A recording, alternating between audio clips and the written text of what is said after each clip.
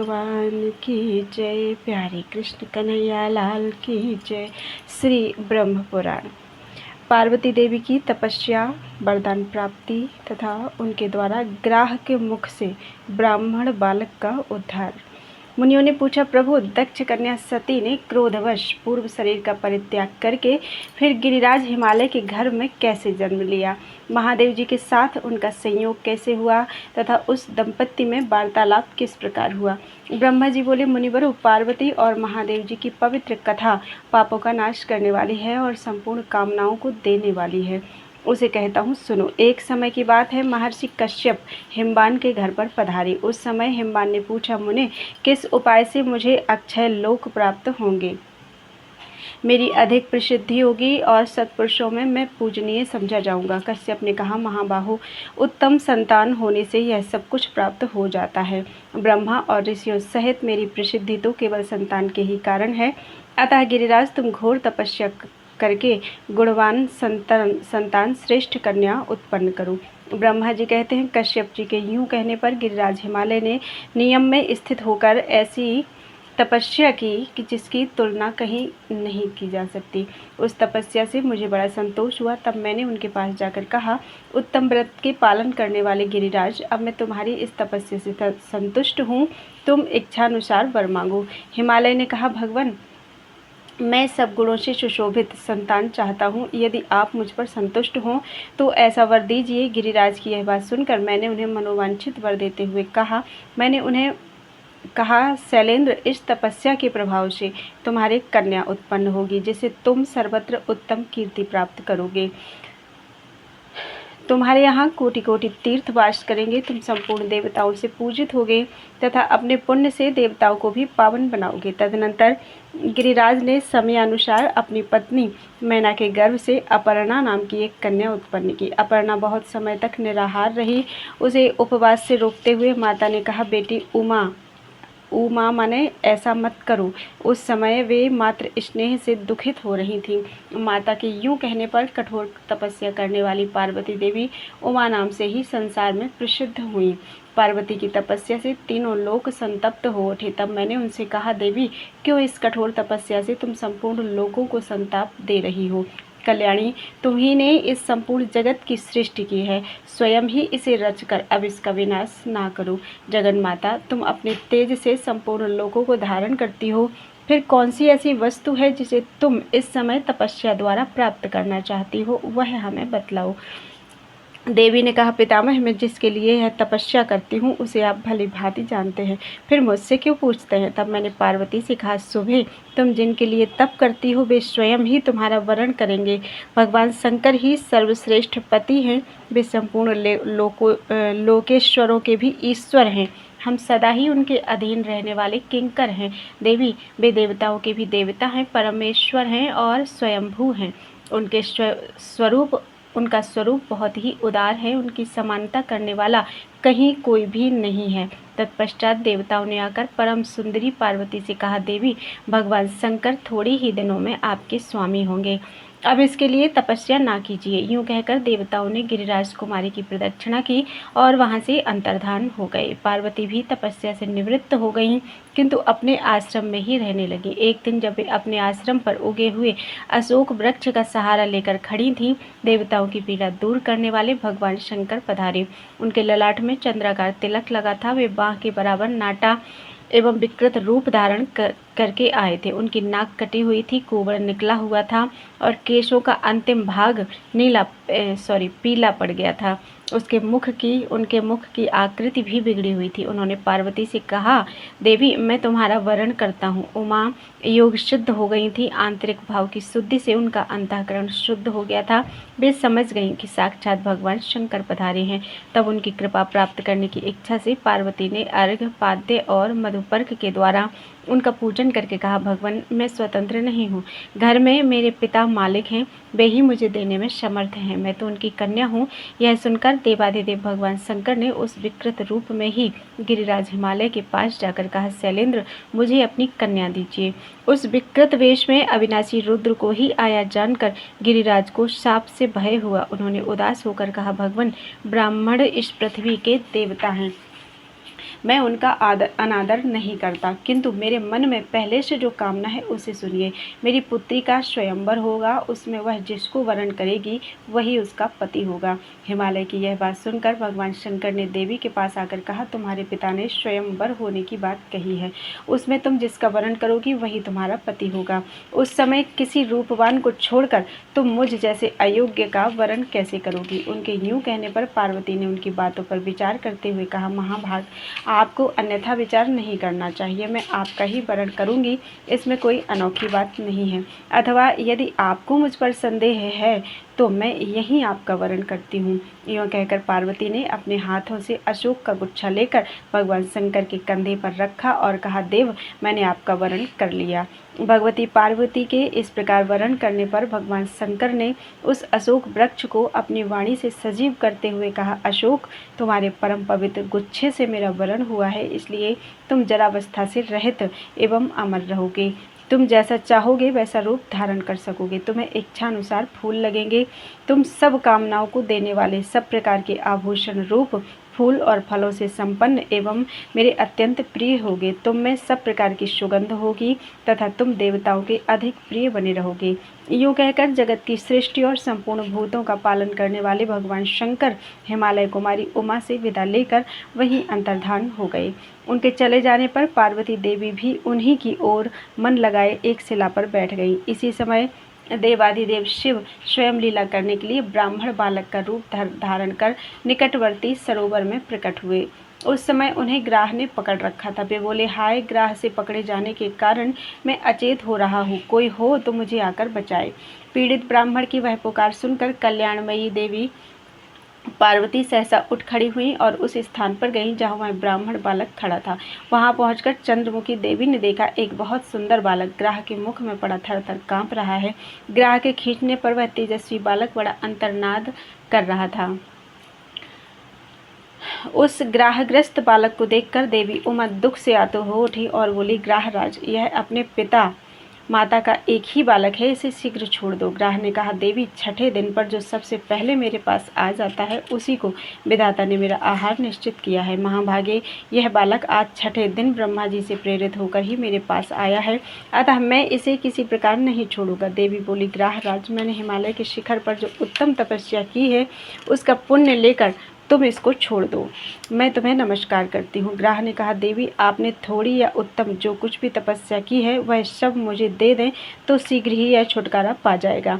देवी बोली, महाग्राह, मैंने जन्म से लेकर अब तक जो पुण्य किया है वह सब तुम्हें समर्पित है, इस बालक को छोड़ दो। देवी के इतना कहते ही उनकी तपस्या से विभूषित हो वह ग्राह दोपहर के सूर्य की भांति तेज से प्रज्वलित हो उठा। उस समय उसकी ओर देखना कठिन हो रहा था। ग्राह ने संतुष्ट होकर विश्व को धारण करने वाली देवी से कहा, महाव्रते, तुमने यह क्या किया? भली भांति सोच कर देखो तो सही। तपस्या का उपार्जन बड़े कष्ट से होता है, अतः उसका परित्याग अच्छा नहीं माना गया है। तुम अपनी तपस्या ले लो, साथ ही इस बालक को भी मैं छोड़ देता हूँ। देवी ने कहा, ग्राह, मुझे अपना शरीर देकर भी यत्नपूर्वक ब्राह्मण की रक्षा करनी चाहिए। तपस्या तो मैं फिर भी कर सकती हूँ, किंतु यह ब्राह्मण पुनः नहीं मिल सकता। महाग्राह, मैंने भली भांति सोचकर तपस्या के द्वारा बालक को छुड़ाया है। तपस्या ब्राह्मणों से श्रेष्ठ नहीं है, मैं ब्राह्मणों को ही श्रेष्ठ मानती हूँ। ग्राहराज, मैं तपस्या देकर फिर नहीं लूँगी। कोई मनुष्य भी अपनी दी हुई वस्तु को वापस नहीं लेता, अतः यह तपस्या तुम में ही सुशोभित हो। इस बालक को छोड़ दो। पार्वती के यूँ कहने पर सूर्य के समान प्रकाशित होने वाले ग्राह ने उनकी प्रशंसा की, उस बालक को छोड़ दिया और देवी को नमस्कार करके वहीं अंतर्धान हो गया। अपनी तपस्या की हानि समझकर पार्वती ने पुनः नियम पूर्वक तप का आरंभ किया। उन्हें पुनः तपस्या करने के लिए उत्सुक जान साक्षात भगवान शंकर ने प्रकट होकर कहा, देवी, अब तपस्या ना करो, तुमने अपना तप मुझे ही समर्पित किया है, अतः वही सहस्र गुना होकर तुम्हारे लिए अक्षय हो जाएगा। इस प्रकार तपस्या के अक्षय होने का उत्तम वरदान पाकर उमा देवी को बड़ी प्रसन्नता हुई और वे स्वयंवर की प्रतीक्षा करने लगी। बोलो वृंदावन बिहारी लाल की जय। पार्वती जी का स्वयंवर और महादेवी के साथ उनका विवाह। ब्रह्मा जी कहते हैं, तदनंतर समयानुसार हिमालय के विशाल पृष्ठभाग पर पार्वती का स्वयंवर रचाया गया। उस समय वह स्थान सैकड़ों विमानों से घिर रहा था। गिरिराज हिमवान किसी बात को सोचने विचारने में बड़े निपुण थे। पुत्री ने देवादिदेव महादेव जी के साथ जो मंत्रणा की थी वह उन्हें ज्ञात हो गई थी। अतः उन्होंने सोचा, यदि मेरी कन्या संपूर्ण लोकों में निवास करने वाले देवता, दानव और सिद्धों के समक्ष महादेव जी का वरण करे तो वही वांछनीय पुण्य होगा। उसी में मेरा अभ्युदय निहित है। यूं विचार कर शैलराज ने मन ही मन महेश्वर का स्मरण करके रत्नों से मंडित प्रदेश में स्वयंवर रचाया। गिरिराज कुमारी के स्वयंवर की घोषणा होते ही संपूर्ण लोकों में निवास करने वाले देवता आदि सुंदर वेशभूषा धारण करके वहां आने लगे। हिमवान की सूचना पाकर मैं भी देवताओं के साथ वहां उपस्थित हुआ। मेरे साथ सिद्ध और योगी भी थे। इंद्र, विवस्वान, भग, कृतांत, यम, वायु, अग्नि, कुबेर, चंद्रमा, दोनों अश्विनी कुमार तथा अन्य देवता, गंधर्व, यक्ष, नाग और किन्नर भी मनोहर वेश बनाए वहां आए थे।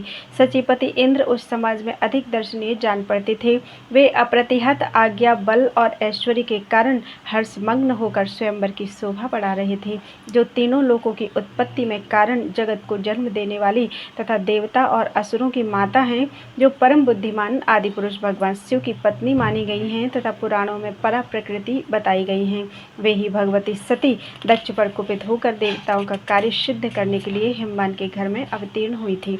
वे जिस विमान पर बैठी थी उसमें सुवर्ण और रत्न जड़े हुए थे। उनके दोनों ओर चंवर डुलाए जा रहे थे। वे सभी ऋतुओं में खिलने वाले सुगंधित पुष्पों की माला हाथ में लिए स्वयंवर सभा में जाने को प्रस्थित हुई।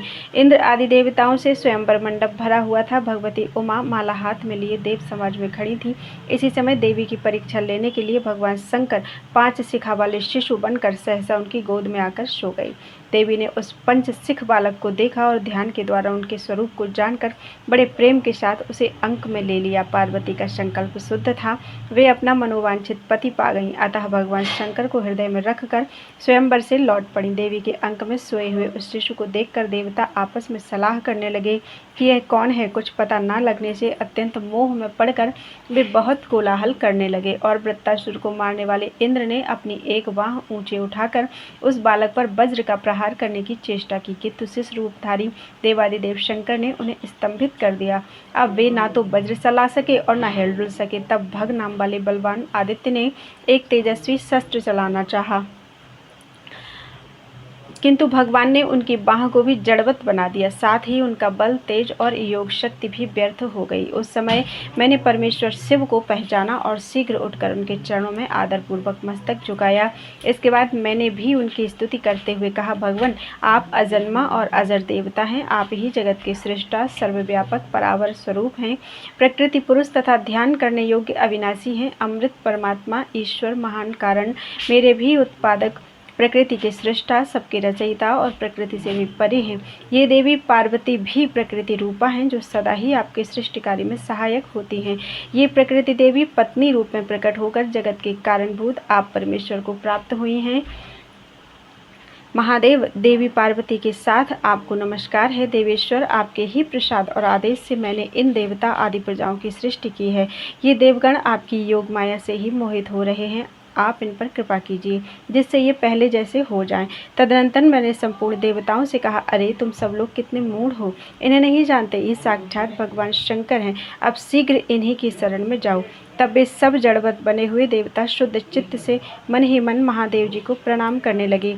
इससे देवादिदेव महेश्वर ने प्रसन्न होकर उनका शरीर पहले जैसा कर दिया। तत्पश्चात देवेश्वर शिव ने परम अद्भुत त्रिनेत्रधारी विग्रह धारण किया। उस समय उनके तेज से तिरस्कृत होकर संपूर्ण देवताओं ने नेत्र बंद कर लिए। तब उन्होंने देवताओं को दिव्य दृष्टि प्रदान की, जिससे वे उनके स्वरूप को देख सकते थे। वह दृष्टि पाकर देवताओं ने परम देवेश्वर भगवान शिव का दर्शन किया।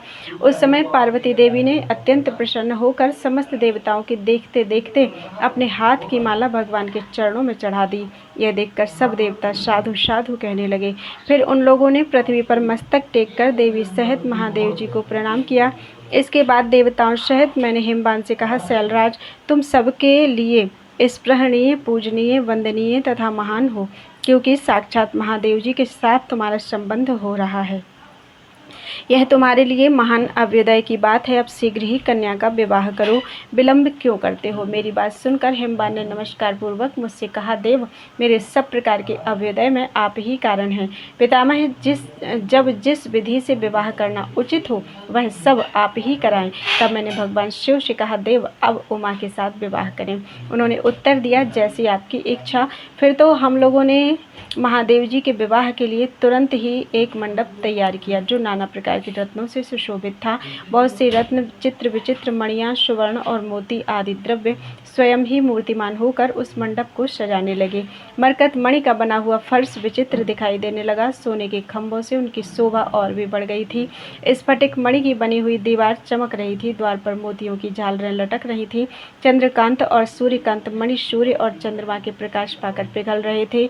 वायु मनोहर सुगंध लेकर भगवान शिव के प्रति अपनी भक्ति का परिचय देती हुई मंद गति से बहने लगी। उसका स्पर्श सुखद जान पड़ता था। चारों समुद्र, इंद्र आदि श्रेष्ठ देवता, देव नदियाँ, महानदियाँ, सिद्ध मुनि, गंधर्व, अप्सराएं, नाग, यक्ष, राक्षस, जलचर, खेचर, किन्नर तथा चारणगण भी उस विवाह उत्सव में मूर्तिमान होकर सम्मिलित हुए थे।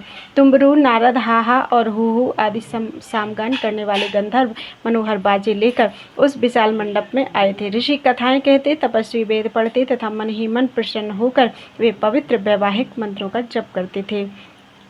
संपूर्ण जगन माताएं और देव कन्याएं हर्षमग्न होकर मंगल गान कर रही थी।